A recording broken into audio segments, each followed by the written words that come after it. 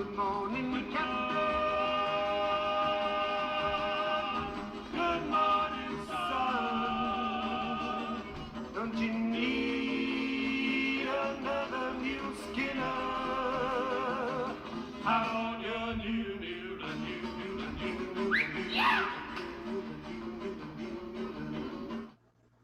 Hey, and we're on the air.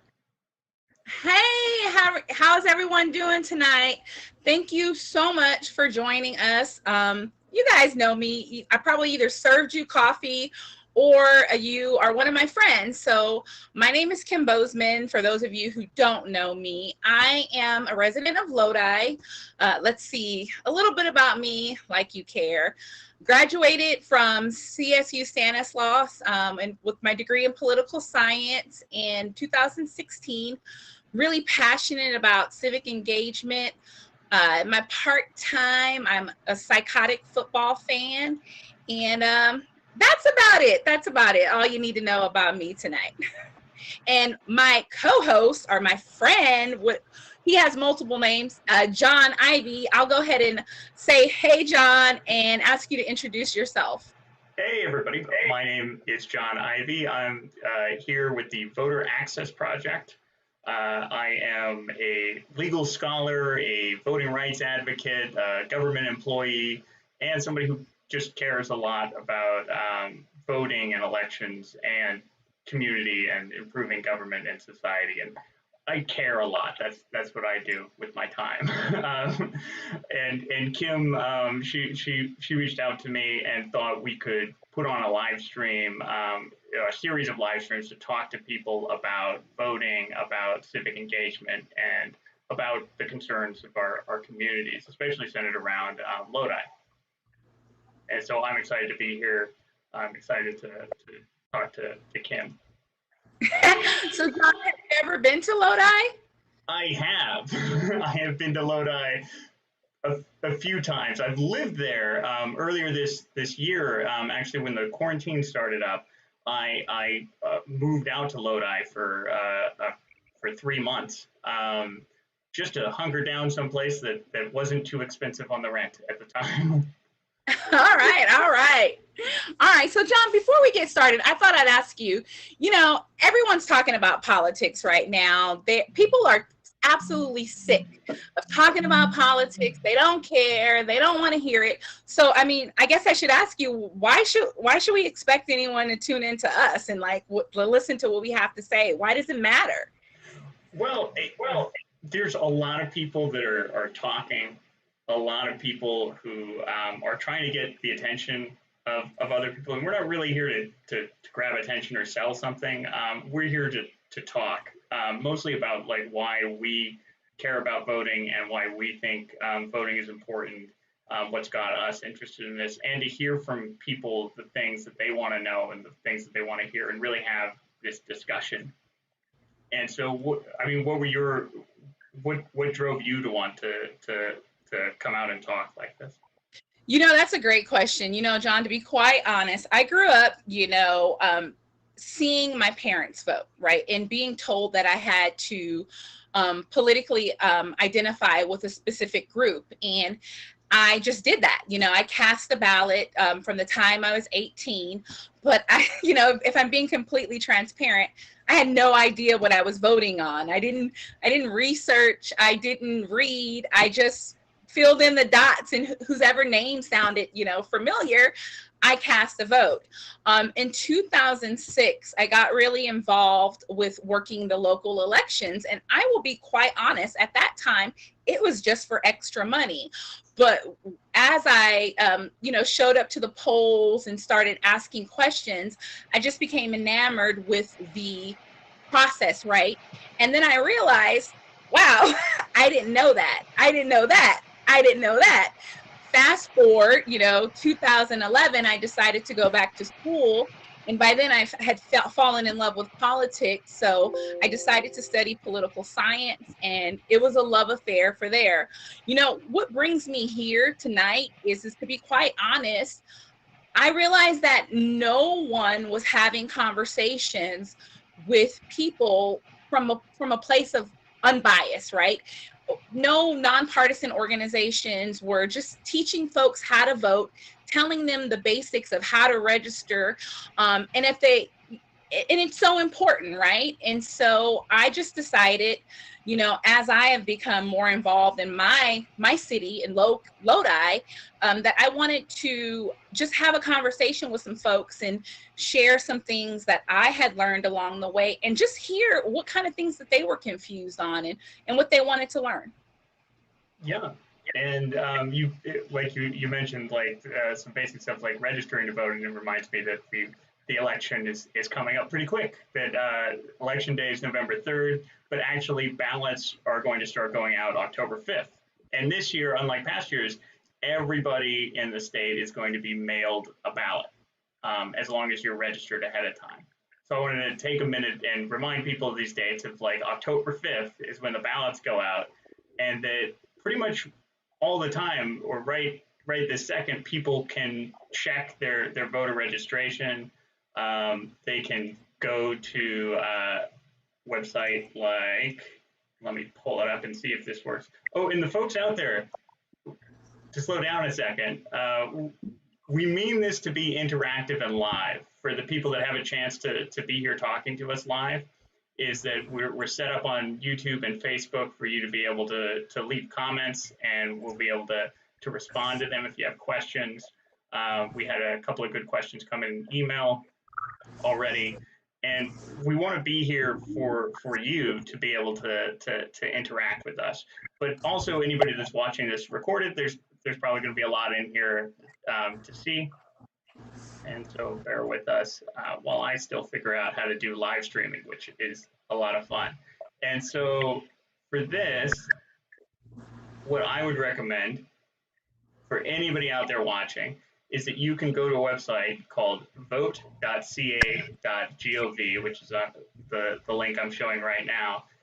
And on that website, you can register to vote. You can check your registration to make sure that it's up to date. You can find out where your polling place is if you want to go vote in person in probably another time, or you can track your ballot that they're going to send to you and make sure that it's coming in the mail okay. And to go, yeah. No, go ahead. Go ahead, John. After you finish, I want to ask you a question. Oh yeah, sure. So I'm gonna pull up now. I'm gonna go ahead and show what that website looks like. If I remember where I put it. Is that just right off the top, you go to vote.ca.gov and it brings you right here to the election 2020 stuff. And you can just click this orange button in the middle, register to vote. And you can even pick different languages, and you just hit register to vote now, or check your voter registration if you think you're already registered and you just want to make sure that it's still current. You can click one of these buttons and just start filling out the form. And it takes 5 minutes. You can do it right here on your phone or on your computer, and then you're registered and ready to go. And so, Kim, you had a question? Yeah, so John, I want to take a step back. And so, you know, like you said, the ballots are getting mailed October 5th. You know, California has decided that, you know, everyone that's registered will receive a vote by mail. But what happens if you're not registered to vote? I'd like to know who can register to vote, and how can you register to vote? Yes, those are great questions. Any U.S. citizen that is over 18 can vote in California. Anybody that's over 16 can either register or pre-register to vote. Even if they're not old enough to vote, they can still go on the website and register to vote if they're at least 16. They just have to be a U.S. citizen. They have to not currently be in prison. So anybody that's served time before, they're free to register and to vote now. Anybody is that's a citizen is really eligible to vote, but many of us don't do it. Many of us don't know about these processes and about the reasons for voting. And then one thing to keep in mind is that like when you go to the DMV now, you're pretty much automatically registered to vote. But the importance of registering is not just to get your name on there. You also need to make sure that your address is right, and all the other information is right. Because if they send your ballot to an old address, then you won't be able to vote. And that's, Well, yeah. Well, let me ask you a question. So, if they send your ballot to the wrong address, right, and you're registered, you actually can go over to the San Joaquin Voter of Registrar's office and pick up a ballot, right? Because that actually has happened. So, not to just jump in there, right? And to emphasize it is absolutely important that you register, but there are some things that you as a citizen can do to ensure that if you miss your ballot, right, if it's misplaced, that you still have access to it. So I have another question for you, John. So, you keep saying, a citizen, there's a lot of concern about, voter fraud. And I know we'll talk about that later on, but let's just clear that up right now. And I just want you to re-emphasize that you can only register to vote if you are a legal citizen of the United States, And the reason why I bring that up here is that, like John had said earlier, we're not being paid. We're doing this because we love civic engagement. We love politics, but I want to encourage our audience that anything that we say, to fact check, right? And so I just really want to assure people that undocumented citizens cannot vote legally in California, and the rate of people actually having voter fraud is so minuscule that it just really doesn't happen. So that's kind of one thing I wanted to talk about. The other thing I just want to say is, and obviously, we are streaming from home because we are in the midst of a global pandemic, and it's really important for our audience and everyone to know that California is going to have what's called drive-up democracy. So on the Saturday before the election, you can actually, in Lodi specifically, there's going to be at this time 3 locations where you can drop off your ballot, and that is going to be Da Vinci's Restaurant, it's going to be Lang Twins Winery, and Robinson Feed and Feed shop over on Victor Road. And so Saturday, Sunday, Monday, and Tuesday, those locations will be open. So if you don't want to mail your ballot, you can go ahead and drop that in at any of your locations. And then on election day, you will have several polling places available for you to drop off your ballot. And you will also, the city hall, you'll be able to drop off your ballot. And we'll talk about that throughout this series, but I just wanted to highlight that. Yeah, and that actually brings up a question that we got in the chat, I think on YouTube from Jared. He was asking, with concerns about the current state of the Postal Service, is there a way to increase the likelihood your ballot arrives on time? And what Kim just mentioned was the ballot drop-off. In other words, the county is providing drop-off locations and drop-off boxes where you can drop off the ballot without having to use the Postal Service at all.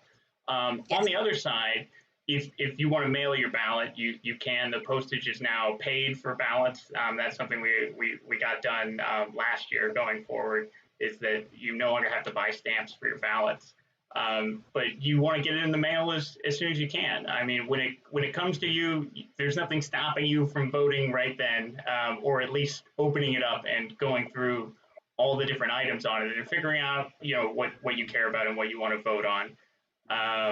And so getting it in early is a good idea. This year also, as long as you get it postmarked by November 3rd, you should probably be good, because it'll have another 20 days or so this year, and some very long amount of time before they'll stop accepting them as long as they're postmarked by election date.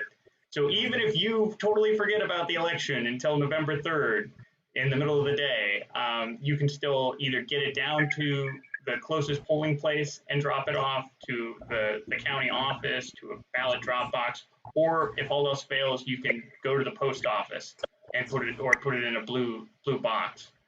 and it should still get counted.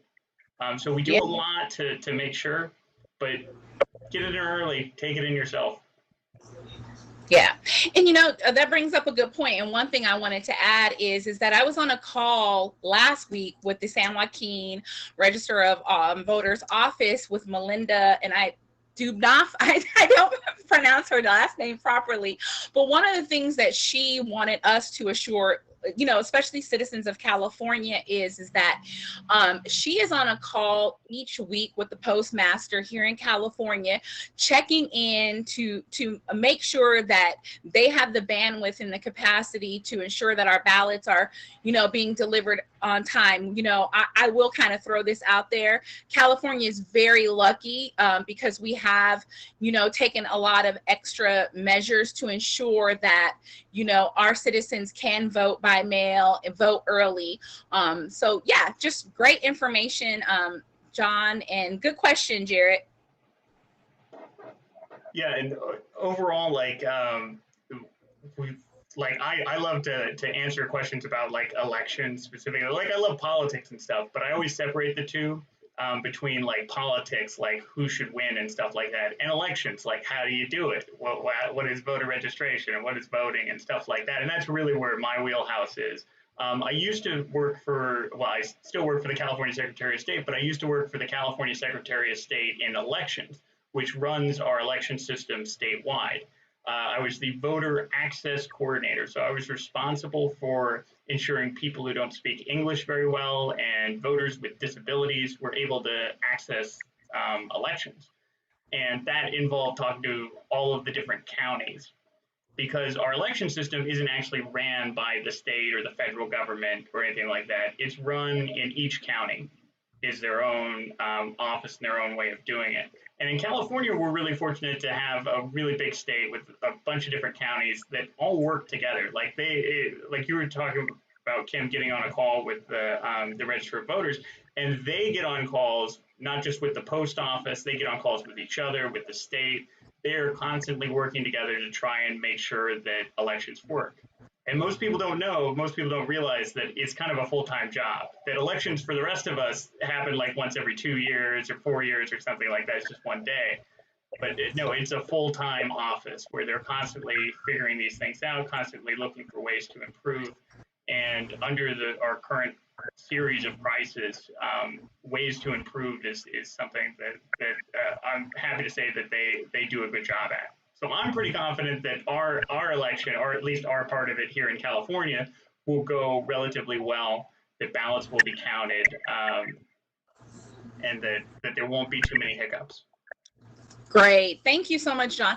So one of the last things I want to say on this topic for right now is that a lot of people also, you can rest assured that you can actually track your ballot and find out the status of your ballot. So if you, and we'll talk about it a little bit more in depth, but if you look, there's a tracking code on the stub that you receive, and you can track that and find out how your vote was processed. And so again, we'll talk about that a little bit more in depth, but I want you guys to rest assured that democracy is safe in California, and we really want you to get out there and get registered to vote.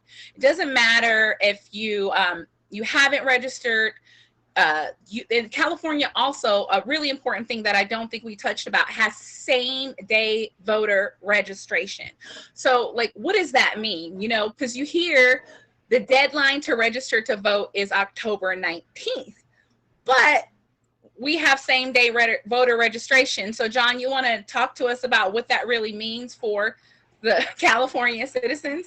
Yeah. So, as Kim said, there's a deadline to register on October 19th, and that's sort of like a classic deadline, because it used to be if you didn't register by that time that you couldn't vote.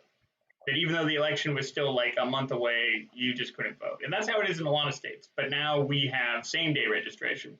And the only reason why we still have that deadline is for the elections officials.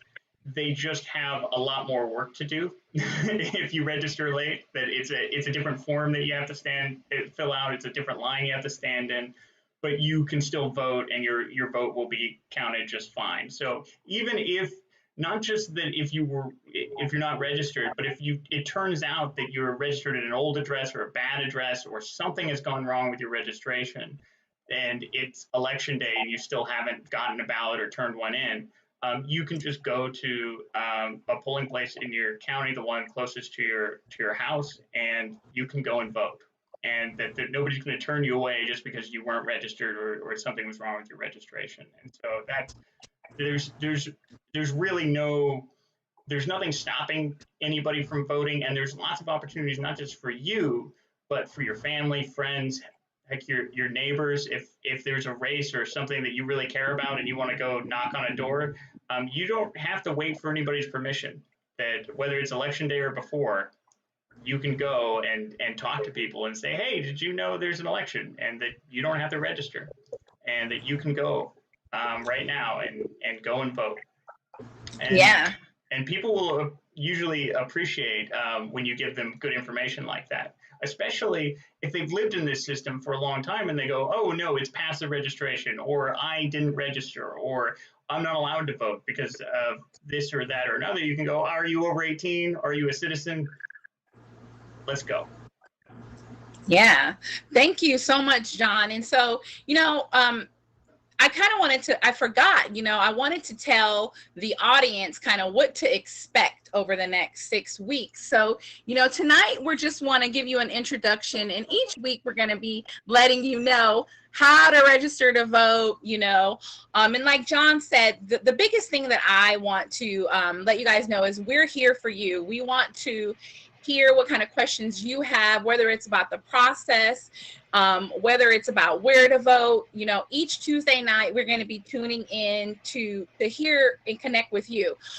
You can email questions to info@voteraccess.org. So if there's something you think about after tonight, like, hey, I'm confused about this, or I wanted to know this, please don't hesitate to reach out and send us an email. So, tonight we're, having an introduction. We're going to talk about some demographics specifically related to Lodi. We're going to talk a little bit about, like, why do you think people don't want you to vote, and kind of why we're trying to get you to vote. And so next week, our topic is going to be, local elections and why they matter. And our desire, or my desire, I don't want to speak for John, is that we're going to talk specifically about what is going to be on the ballot in our district in Lodi. We are going to be voting for our congressmen. We're going to be voting for some trustees, city council members. So we really want to dive into that, local elections, and kind of why they matter. And then each week we'll have a theme, and we'll kind of walk you guys through that. But again, this is meant to be interactive. John is checking questions. I'm checking questions. And we just want to talk to you, So now what I'd love to do is I live in Lodi. I've lived in Lodi since 2002, right? And I'm going to put myself out there. I studied political science, and what I found is that I really didn't have any idea what was going on in my town, right? And so when I reached out to John, one of the wonderful things that he did is he kind of went and did some digging and took a look at some things that were Lodi specific. So I'm going to turn it over to John and really let him walk us through those things, because I was pretty surprised. Yeah, okay. So what I wanted to bring up was sort of a little bit of demographics about voting in Lodi. And so as you can see on the screen, Lodi has about 65,000 people. And each one of I have the graphic up, and each one of the little silhouettes represents about 1,000 people. Let me make this a little bit bigger. And thinking about this in this way, so about 65,000 people live in Lodi, but about 15,000 of them are under 18. They're kids. They can't vote, and frankly, we don't care what they think. Wait, no, we care what they think. And in fact, I want to stop in this thing and say, if you or anyone happens to be under 18, their opinions still matter. They still have the ability to go and talk to that neighbor and knock on that door and say, hey, the election is tomorrow. Are you going to go and vote? And to still do efforts that just because you aren't eligible to vote doesn't mean that you don't have a voice, doesn't mean you don't have First Amendment rights, doesn't mean you can't make your voice heard. It's 15,000 people, kids, can't vote. Another 10,000 people, give or take, in Lodi are non-citizens. And that's both undocumented and documented legal residents that may be even qualified to be citizens, but just haven't gone through the process for one reason or another, or the process is kind of not that great to go through anyway, even if you are eligible. Another 10,000 are eligible to vote, but they don't register. So they just haven't taken that step to register. They haven't been through the DMV process yet, and they're just not on the voter rolls. So John, did you say 10,000? So we have, let me just back up, and I want to break that down. So we have 65,000 people that live in Lodi. And where did you get this information from? How do I know you're not making this up? Yeah, that is a good question. All of this is coming from the census, actually, which we'll talk a little bit more about the importance of the census and what it does. But one of the things that the census does is it gives us all these cool stats, basically like who lives where, who they are, and stuff like that. And specifically, a lot of this information I get from something called the American Community Survey. Okay. So John, I want you to go back to those great statistics that so we have 65,000 people that live in Lodi, right? We have 15,000 that at this time, right, they're not eligible to vote. So that leaves us with 50,000 people, right? So out of those 50,000 people, you're telling me 10,000 are eligible to vote, but they don't vote. Well, actually, that was almost right. I said there were 15,000 kids, and then another 10,000 immigrants, another 10,000 non-citizens. So 25,000 of the 65,000 people by law cannot vote. Okay. And then, all right, another 10,000 on top of that just aren't registered. Wow. But that's not the end of the story. Okay, tell me the story. I'm interested. There's one more piece, or at least one more piece, and this is that of the people that are registered, 15,000 of them don't vote. Wait, 15,000 don't vote. Okay. Or at least didn't vote in the last couple of elections. So that number probably will be smaller for November, because it's a presidential election, it's in November, it usually has a higher turnout. But in this last election in March, the people of Lodi, 15,000 of them who were registered to vote, did not vote. Wow. And this information I don't get from the census. This is information that you can get from the County Register of Voters website. And they have it up, and you can see basically the vote totals for all the different races and all of these different things. It's a lot of stats. If you're really into stats, there's lots of stats there. But yeah, 15,000 didn't vote, which left 15,000 people. Basically, that's the voters, is 15,000 decided to vote, and they, let me talk and see us. So 15,000 are deciding everything for the 65,000. And so that's a quarter of the people who get to make all the decisions. And that's not even really the end of the story, because it's not like those 15,000 people all agree. It only takes like 50% plus one vote to win an election.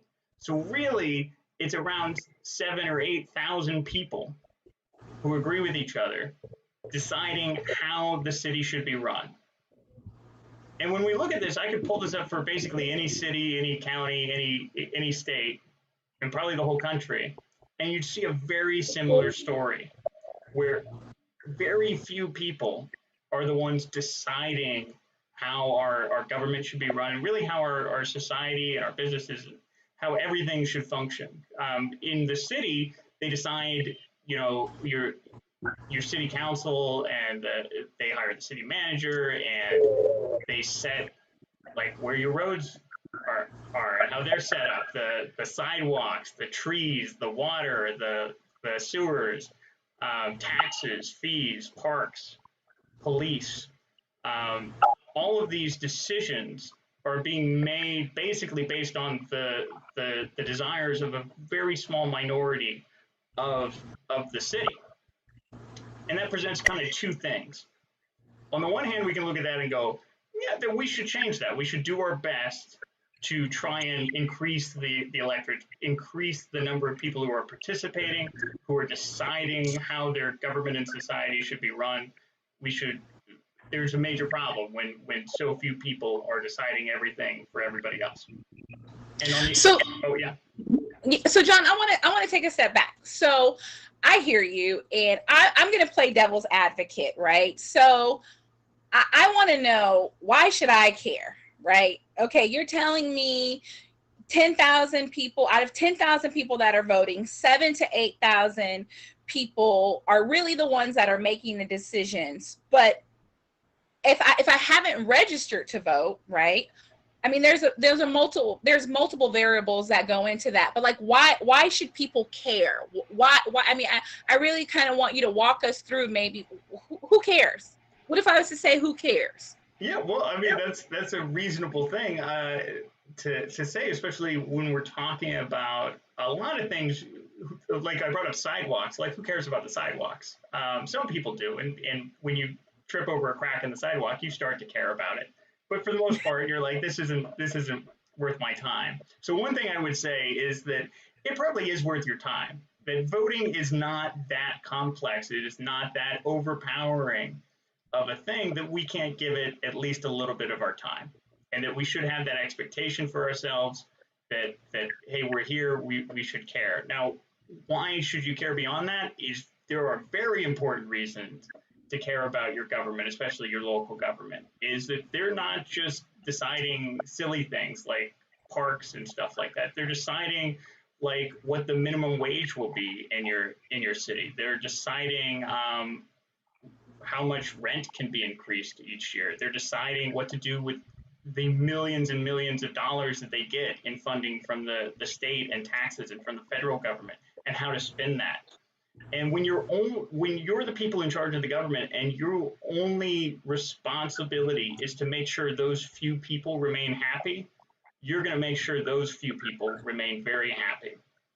And so if I had to choose which group I'd rather be in, I'd rather be in the group that the government cares about. That when you go and you fill out the ballot, even if you filled it out blank, even if you showed up and just took your ballot and turned in a blank one, your name would at least go on the list of people who voted. And maybe the people in charge would then be responsive to your needs. Or later, when you go to their office and you say, hey, we need to change this, we need to take care of this problem, that they might listen to you. Because honestly, if you're not one of the 7,000 people that gets them elected, maybe they don't care what you think. And they might be nice to you, but maybe they're just interested in protecting that smaller group.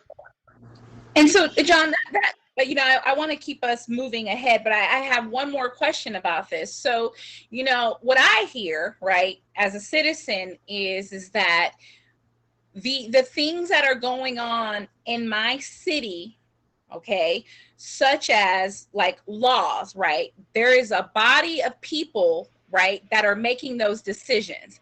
And if I don't show up and cast my ballot, who's going to hold those people accountable? Because I know we'll talk about it later on in the series, right? But there's a specific demographic of people that show up all the time, right? And they have an interest, right? They are usually, I will say, a little bit more affluent, a little bit, you know, have businesses, right? So me, you know, I'm just this, you know, local citizen, right? And I need to make sure my rent isn't going up all the time. I need to make sure that I know what's happening in my kid's school, right? And I can only do that if I show up to the elections. Is that what I'm hearing?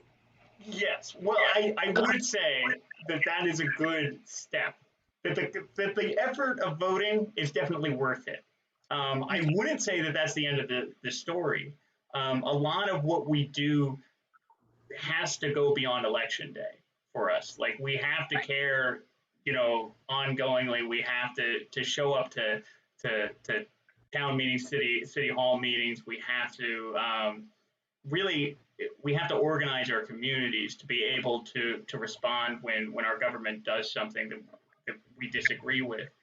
Not just on election day, but election day is kind of a given that if you're going to care any other day of the year, definitely care on election day. Yeah, and so before we move on to the next topic, the last thing I want to say on this is that a lot of people don't know that if you don't know when the meetings are, you can check your local city's website. So if we go on to City of Lodi's website, you can see the schedule of meetings. You can actually sign up to receive notifications on what's going on. You can read and look at maps that determine which district you are. And again, we're going to talk about a lot of these things in depth a little bit more, but I think it's really important what you said, John, is that the first step, right, to cultivating change in our city starts with casting that ballot, right? But then we have to hold those people accountable that we've elected, and how we do that is by engaging in engaging in the matters of that relate to us, by showing up to those city council meetings and seeing what's going on and showing up to the town halls. So okay, that was great. So I'll go ahead and let you keep going. We left off on that shocking statistic about only 10,000 people are actually deciding what's going on. So I'll let you keep going, John. Yeah, I mean, and from that, so like it's a problem. Like I see it as a systemic problem that we need to increase voting in general. We need to increase participation and the number of people who are deciding it. But on the other side, you can also look at those stats and go, it's only 7,000 people that you need in a city of 65,000 to get anything done. So if you can get the 7,000 or 8,000 people, then you can get stuff done. And so and this kind of scales. Like you might look at this and go, 65,000 people, I can't convince 65,000 people to agree on something. I can't get 65,000 people out to support something. But if you go out on the street and you only need 1 out of every 7 people on that street to support you and you win, that's a lot of power.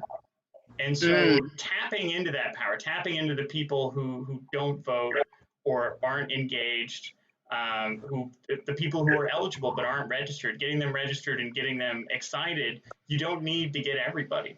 Like if you can succeed 1 out of 7 times on whatever you're trying to do, you can make major changes around you. And so that's kind of an empowering thing to me. That's something that I take out of it. So it's not all bad news. It's not all sad. There is some hope. Okay, John. And one of the things from these stats is, like I said, we got this from the census, is that we wanted to talk about the census. So we're giving everybody 2 assignments. Number 1, check your registration. And number 2, if you haven't filled out your census already, or you know someone who hasn't, you can do it online. Like you do not have to go, you don't have to mail anything out. If you've lost the thing they sent you, that's okay. Because we have, let me pull up. Yeah, you can go to 2020census.gov, and you can also just Google the census and you'll get to the same place. But if you go to 2020census.gov, you get to a web page that looks like this. It's just, you just hit the button in the middle and hit respond. Before going to that, I wanted to say it also comes in a bunch of different languages. You just go up to the right-hand corner. It's got Spanish right there. It's even, if you go in, there's Hmong in there. There's Tagalog. There's just about 50 different languages, and they all have cool videos in the language that will show you the things. And then I wanted to give one more tip on this, is that once you hit that respond button, and like I said, you've lost that piece of paper that they sent you, and that's okay. You just hit start questionnaire. And the first thing it asks you for this 12-digit census ID. And you're like, what? I lost it. This is great. There's just a link right down here that I think they made small for a reason. I don't know. That gives me the willies when they make things small. It says, if you do not have a census ID, click here. You just click it. That's it.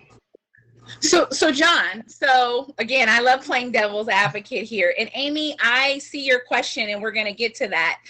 You have a question here, but okay, we have so much we want to talk about, right? We want to talk about elections. We want to talk about the census, but what does the census have to do with the election? Like, why is the census important? Maybe why should I care about completing my census? Yeah. So to start out, I think I just want to play the video from the census because it's like 20 seconds and it's lovely, Okay. and then we'll talk because they do such a great job at compressing it. Also want to see if it'll work. Census. Sorry. Oh, okay. That's what happens when you enter the address wrong. Gives you an error. But do this. What is the 2020 census? Every Did I lose you? The census records everyone living in this country. Okay. It's written in the Constitution. I can hear you. It comes in a questionnaire that counts everyone Okay. who lives at your address on April 1st. I forgot. The data will be used to inform funding for services like fire stations, schools, We're having fun clinics, here. and representation that affect your community. Shape your future. Start here. Visit Yeah, so that's a cool video. You guys can find that video if you want to hear it again. But we were going to talk a little bit. So the importance of the census is really, and you will hear this from everybody in state government, is the money. So our federal taxes, when we pay our income taxes, all basically the short and sweet of it go to Washington, and then Congress divides it up among the states, basically. And one of the ways they divide it up through all the various programs is simple math of, well, how many people do you have? Like, how big is your city? How many mouths to feed? How much roads to build? All of these things depend on this number of how many people are there. How old are they? What kind of jobs do they have? All the information that you get from the census gets fed into this government funding model. And so that's one thing. We also use census information for all kinds of other things, including voting.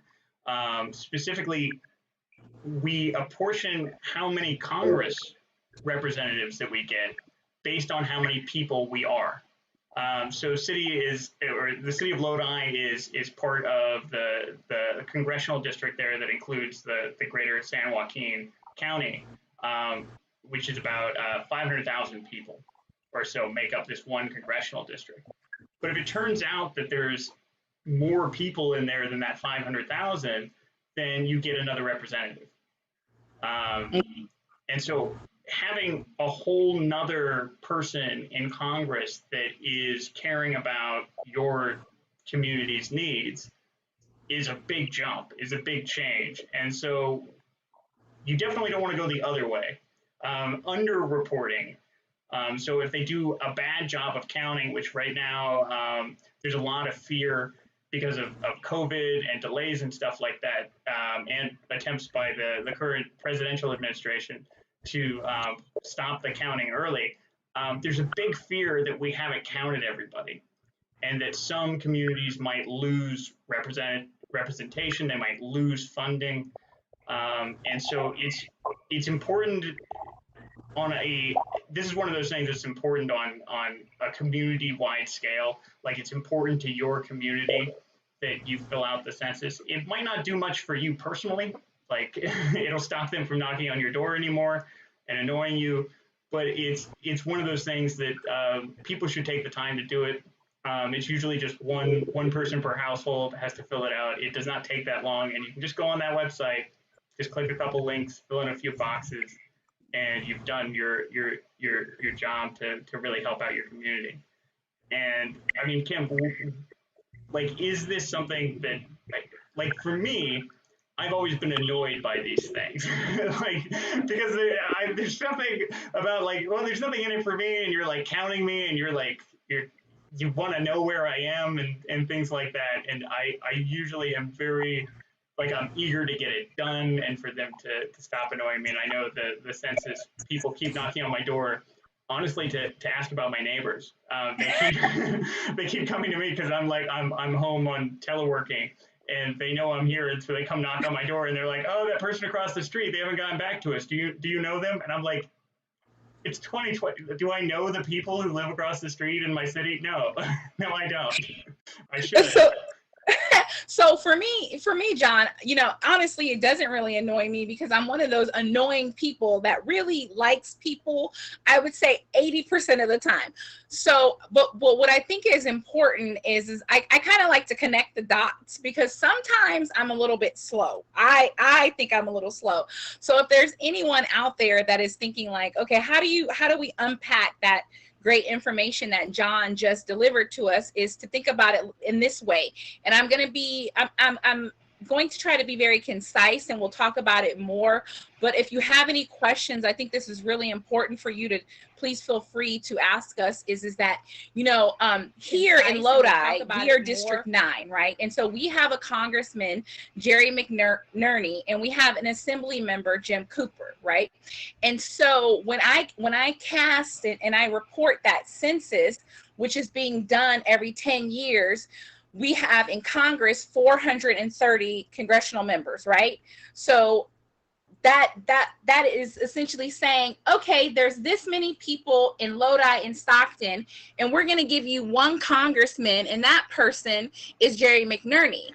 And what I hear you saying, well, we vote on Jerry McNerney. I'm just saying he is the congressman right now.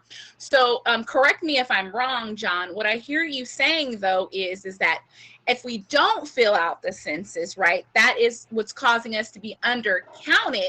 And in that instance, right, when they look at the numbers and they outline the district, right, if they say, well, wait, there were 10,000 people in this district, but now only 4,000 people completed the census, right? What's going to happen? So I really, wanted to kind of break that down and talk about like why it's so important for us to complete the census, because we need to have elected officials in Congress that are advocating for the issues that matter to us. And if we're not completing the census, then we're not going to be receiving that funding, and therefore we won't have elected representation, right? So did I get that and understand you right, John? Yeah, definitely. I mean, I don't want to say that if somebody forgot to fill out the census that they've lost us a whole representative, but they did. Like that's where it's kind of a funny thing is that the representative thing is very important, and if enough of us are being undercounted, we're being underrepresented, and if we can fix that, we can get more and better representation. But also the money thing, just the funding from all those federal programs and stuff. Yeah, if you didn't fill out your census, you probably cost your community tens of thousands of dollars, like just from you. So like there's where I like to talk about it, is like the representation thing. Yeah, we probably didn't lose a member of Congress because, Harry forgot to fill out his form, but we did lose tens of thousands of dollars. Okay. Yeah. That's really important. That's extremely important, John. So, I'm looking at our outline here, and I know we had planned on talking a little bit about why, why do we feel like people don't want you to vote? But we also had some question time. Mm-hmm. So what I want to do is I want to kind of switch it up a little bit. I know we talked about kind of flying by the seat of our pants, and Amy Zapara has a really good question. She says, what do we do when there's no representation for those of us in the country that have no representation for city council votes? Yeah, and she's out in the county. Right. So I'm gonna let you answer that one, John. Yeah. Well, on two things, I want to go back to the ineligible voters, like the kids and the non-citizens, and their role in our democracy is that they still have a voice. They can still go out and they can especially talk to their parents, their friends, their family, their neighbors, and say, hey, you should vote this way. And especially if there is a an election that matters to you because maybe you work in the city, even though you don't live there, or you shop in the city, or you deal with the city a lot, and you care about how it's being run, is to go and talk to the community there. Go knock on a door, and you can get a lot more votes than the one that you cast. Especially, you saw the numbers of how many people aren't registered and aren't voting. That's like 25,000 people in the city of Lodi that aren't expected to vote. If you find any of them, forget voting once, you basically are voting as many people as you can convince. And so even if you're not yourself eligible to vote in that election, you can still have an impact. Now, for you personally, Amy, out there in the county, even though you don't have the city council representing you, you still have the county board of supervisors.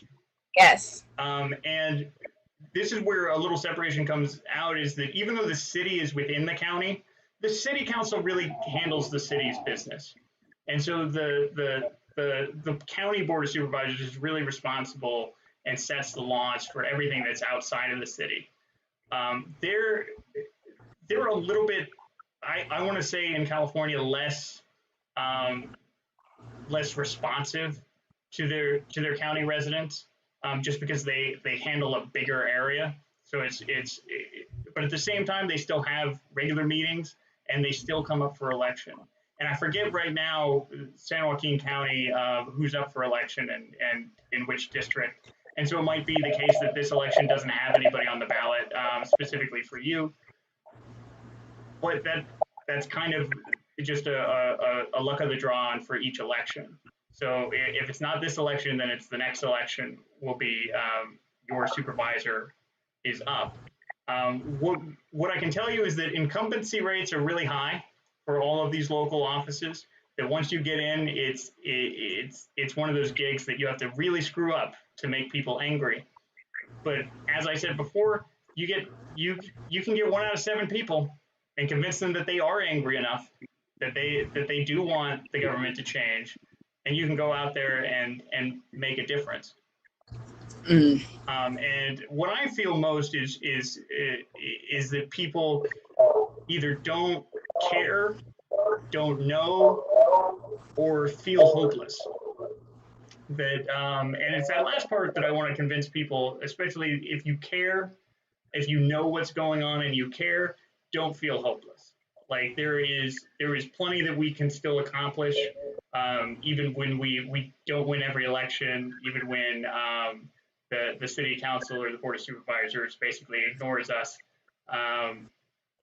There's still hope to make change, and it's really in understanding these concepts, understanding how small of a force you really need to win an election or to push an agenda, and to really get out there and organize. For the people who don't know what's going on, we can help to answer their questions. That's the basis of it. Luckily, we have like the internet now, which will give you lots of bad information too, but it also has like educational things on what a city council does, and it has people like Kim who wants to put together live streams like this to talk about things.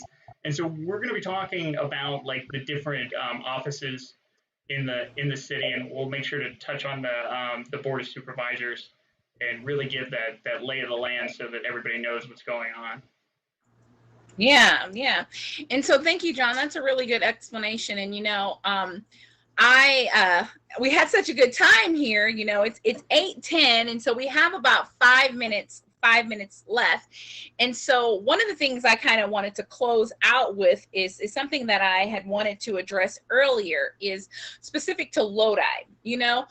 This election is really important. And the reason that it's so important is because for the first time you have District 4 and District 5 where the residents of that particular district can actually decide who's going to represent them, right? And that came through I'll let John clean it up here, but through the threat of legal action from MALDOF, which is the Mexican American League Defense Fund. And so I kind of wanted, John, for you to just briefly kind of explain to the Lodi residents, right? Like what does that mean? Okay, we have 5 districts that decide our city council: District 1, District 2, and District 3. And now you have District 4 and District 5 only that are on the ballot. And right, so I just want you to, high level here, what does that mean to the people in District 4 and District 5? Okay, yeah. So first of all, it means that this election is important because it's one of the first of its kind for the city, where the city is really divided into the districts. Before it had districts, but they didn't really count. And so that's the biggest change, is that now your district, your community gets to pick its representative. Before, how it was done is that everybody in the city would vote on their favorite 5 people to be the city council. And everybody in the city, no matter where you lived, got to vote on all 5. And what that does is really, if a majority of people vote a certain way, then they get to decide all 5, right? Because if 51% of the people say these 5 should be the city council, then those are the 5 that are the city council. And that doesn't really reflect the representation of the city. You end up with a city council that is just that one majority's group. And that's why, like, MALDEF was threatening to sue, is the city has generally never had minority people on the city council. A long history of just not really having a representation for the diverse communities within Lodi. And so by going to district-based elections, each community will get to pick their own representative. So they might still not end up with a majority of the board, that the city council itself, the 5 members will probably still, 3 of them will end up being that majority party, that majority group of people, but you'll still get the representation on the board, get the representation on the city council. And that is a very important thing, that just being in the room, being at the table, being at the diocese, being able to ask questions, answer questions, vote on the laws, suggest laws, and to do all this work, having somebody there who is responsive to your community is a very good thing. Another reason why this is an important election is you notice that only 2 of the districts are up for election, because it rotates.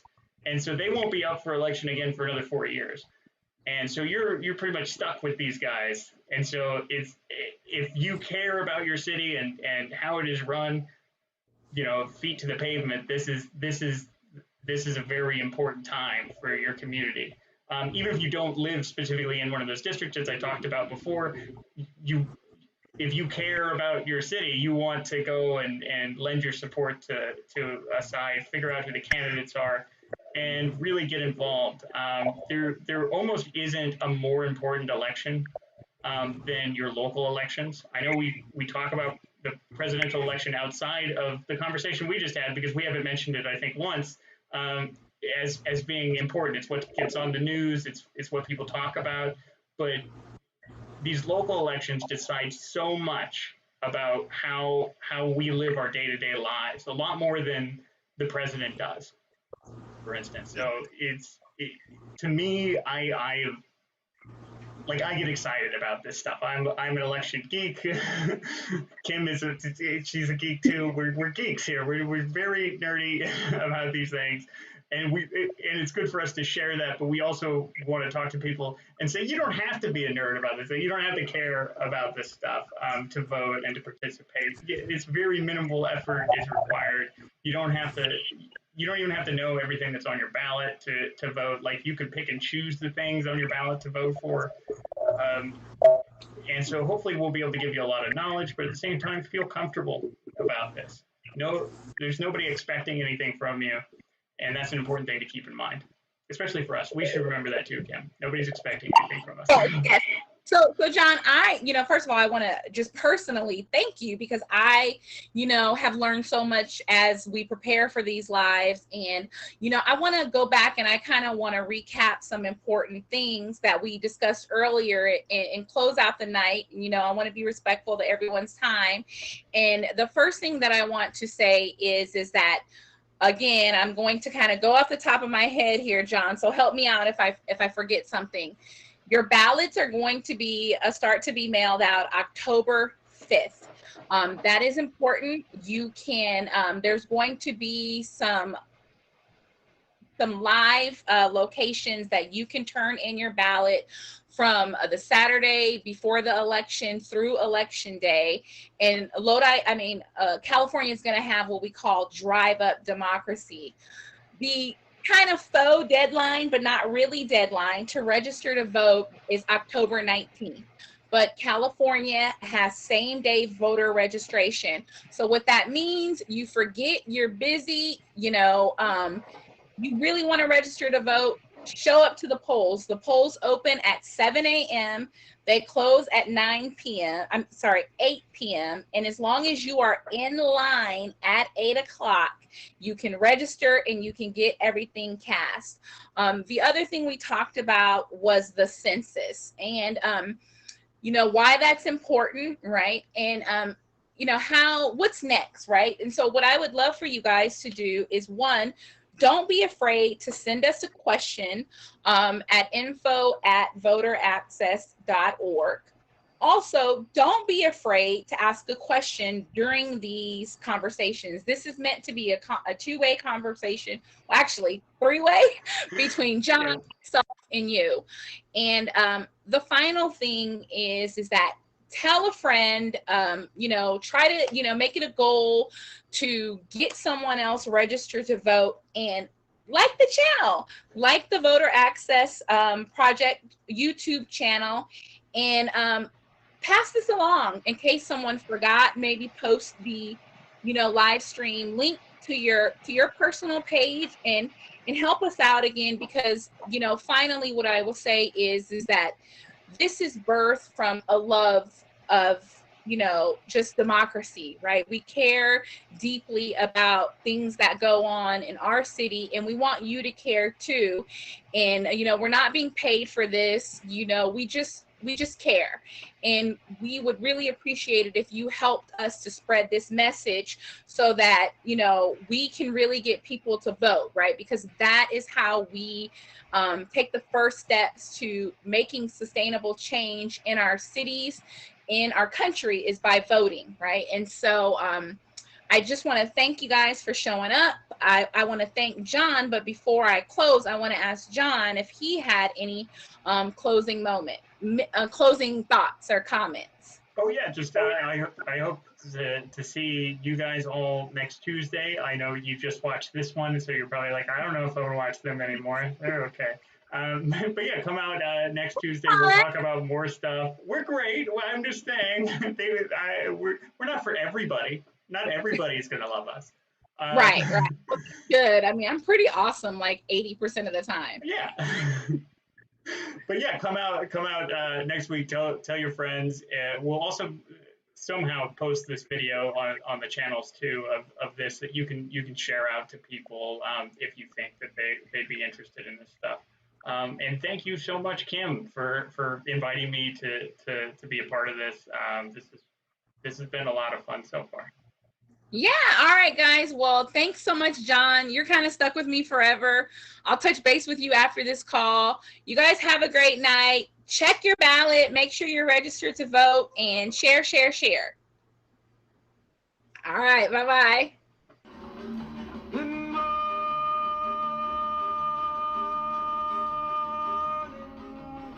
Captain. Good morning, sun. Get up.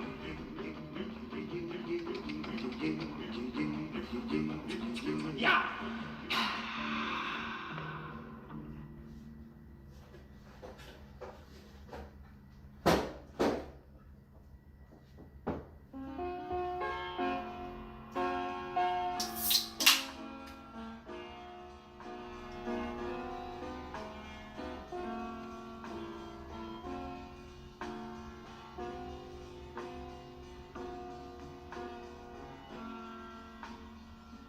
It makes a long time.